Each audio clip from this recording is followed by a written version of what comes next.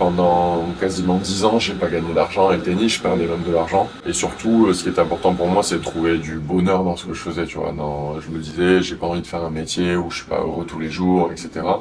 Et c'est vrai que pendant le Covid, j'ai eu cette prise de décision où je me suis dit, je pense que t'es pas assez heureux dans ce que tu fais, tu dois changer quelque chose, tu vois. J'avais ces deux options, c'était soit de faire complètement autre chose, donc sortir du monde du tennis, qui a été toute ma vie, soit je me suis toujours dit, j'aime bien un peu les sports d'équipe, mais pas là où il y a trop de joueurs, donc deux joueurs, je trouve ça pas mal.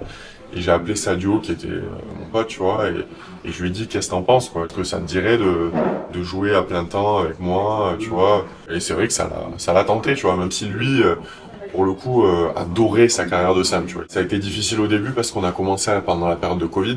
Je crois qu'on a fait la première année, on a fait quand même 43 tournois sur 44 semaines, tu vois. Donc on a vraiment joué toutes les semaines sans rentrer à la maison quasiment. Petit à petit on a été patient et au bout de 2-3 ans on a commencé à faire les grands chelems. On commence à très bien gagner notre vie, tu vois. Avec les matchs par équipe c'est un bonus quoi, c'est pas ce qui nous finance à l'année.